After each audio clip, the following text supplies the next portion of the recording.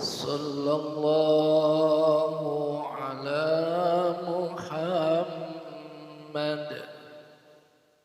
Sallallahu alaihi wasallam. Sallallahu ala Muhammad. Sallallahu alaihi wasallam. Alhamdulillahi rabbil alamin. Allahumma salli wa sallim ala sayyidina Muhammad wa ala alihi wa ashabihi wa ummatihi ila yaumiddin. Alhamdulillah kita bisa bersama kembali. Kesempatan ini kita membahas tentang Al-Quranul Karim. Al-Quran kalamullah.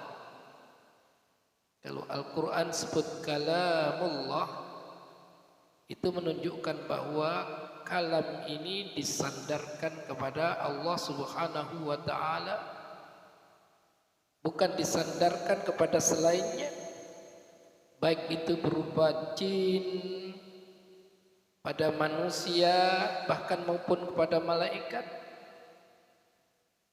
Maka Al-Quran itu adalah kalamullah, kalam yang disandarkan kepada Allah Subhanahu wa ta'ala. Maka kalau ada orang yang menjelaskan dan memahami bahwa Al-Quran itu qaul Rasul, yang ada dalam Al-Quran itu adalah salah besar.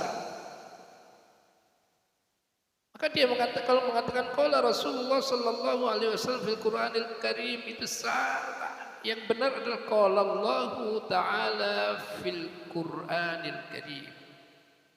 Jadi Allah Ta'ala berfirman di dalam Al-Quran. Maka kita harus bisa membedakan itu antara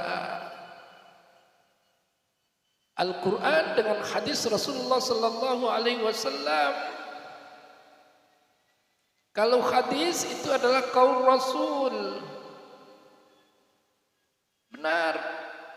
Kalau qala Rasulullah sallallahu alaihi wasallam itu adalah hadis. Tapi kalau Al-Quran adalah qala Allah Ta'ala fil Qur'anil Karim. Karena Al-Quran itu kalamullah, al-munazzal ala Rasulillah, yang diturunkan oleh Allah kepada Rasulullah sallallahu alaihi wasallam. Jadi diturunkan oleh Allah kepada Rasulullah sallallahu alaihi wasallam biwasitatil amin Jibril alaihissalam, yang diturunkan melalui malaikat Jibril alaihissalam. Jadi makanya kalau orang mengatakan bahwa Quran itu qaul Rasul, dalam Quran adalah salah. Maka kalau kita coba kita lihat, misalnya dengan kata-kata kul huwallahu ahad. Kul, katakanlah wahai Muhammad, Nabi Allah, huwallahu ahad, Allah maha ahadun, satu, esa. Maka kul ini beritanya kepada siapa? Kepada Rasulullah sallallahu alaihi wasallam dari Allah Subhanahu wa taala, yang sampaikan melalui malaikat Jibril.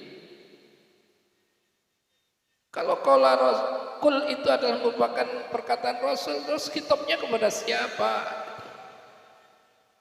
Maka firman Allah kitabnya kepada Rasulullah sallallahu alaihi wasallam, qul huwallahu ahad. Demikian juga qul a'udzu birabbil falaq. Ya, katakanlah a'udzu birabbil falaq, berlindung pada Allah Subhanahu wa taala. Ya, qul a'udzu birabbin nas, katakanlah wahai Muhammad, aku berlindung kepada Tuhan manusia. Begitu. Makanya kita meluruskan satu pandangan bahwa kalau ada yang mengajarkan tentang qala Rasulullah sallallahu alaihi wasallam fil Qur'anil Karim, itu adalah salah. Yang benar adalah qala Allah Ta'ala fil Qur'anil Karim. Jadi Quran itu adalah kalamullah al-munazzal ala Rasulillah biwasitatil amini Jibril alaihi salam. Al-manqul ilaina bitawatir, diriwayatkan sampai kepada kita dengan secara mutawatir. Dan Al-Quran itu al-mu'jiz, mujizat yang diberikan oleh Allah Subhanahu wa ta'ala kepada Rasulullah sallallahu alaihi wasallam. Mukjizat Al-Quran itu adalah mukjizat yang terbesar yang diberikan oleh Allah kepada Rasulullah sallallahu alaihi wasallam, yang bisa melemahkan. Bahkan Allah memberikan satu tantangan. Ya. Cobalah kamu membuat Quran yang semisal, ya, tidak akan sanggup kamu maupun jin dan manusia berkumpul untuk bersama-sama saling membantu untuk membuatnya. Bahkan tantangan Allah dalam Quran juga begitu.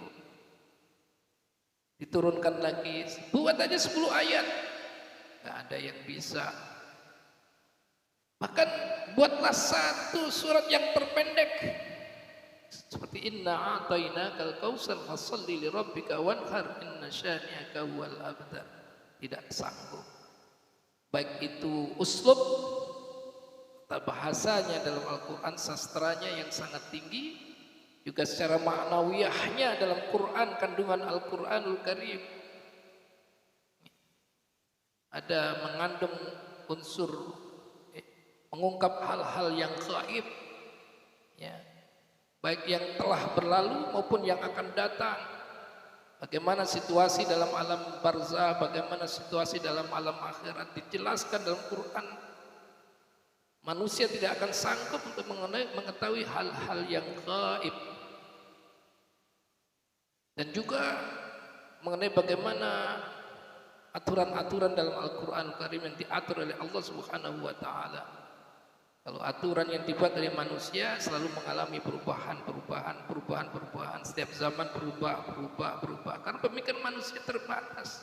Tapi Al-Quran itu sebagai mukjizat berlaku sepanjang zaman. Itu Al-Quranul Karim, mukjizat yang diberikan oleh Allah Subhanahu wa ta'ala. Maka sampai dengan sekarang pun tidak akan sanggup untuk memberikan tantangan-tantangan yang diberikan oleh Allah Subhanahu wa ta'ala. Maka Al-Quran itu adalah kalamullah. Tidak sembarang yang menyampaikan, hanya kecuali Allah Subhanahu wa ta'ala dengan kekuasaannya. Al-munazzal ala Rasulillah biwasitatil amini Jibril alaihissalam al-manqul ilaina bitawatir al-mu'jiz. Ya. Al-muta'abbadu bitilawatihi dihukumi ibadah. Hukum ibadah bagi membacanya. Bahkan ibadah baca Quran itu per huruf. Man qara'a harfan min kitabillah falahu hasanatun. Siapa yang membaca satu huruf, ya, dalam Al-Quran dihukumi ibadah oleh Allah Subhanahu wa ta'ala. Falahu hasanatun wal hasanatu bi asyri amsalihha. Dilipat gandakan 10 kali lipat kebaikan setiap huruf-huruf yang dibaca oleh hambanya. Bukan sembarang bacaan Al-Quranul Karim. Adalah muta'abbatu bitilawati, maka dihukum ibadah. Maka jadikanlah membaca Quran itu zikir dan ibadah kepada Allah.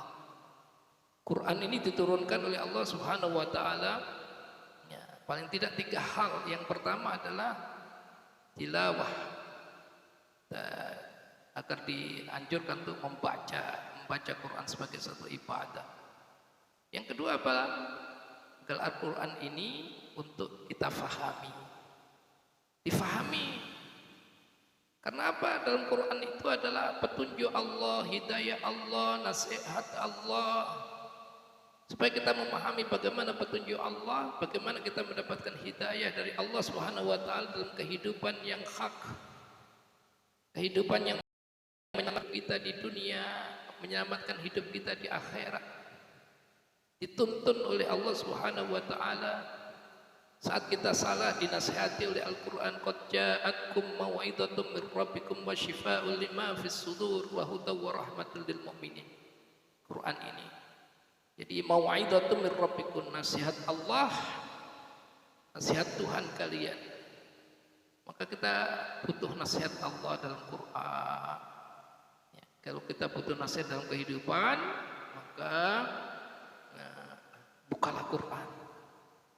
Bukalah untuk mencari nasihat Allah dalam Al-Quran, dalam kehidupan kita.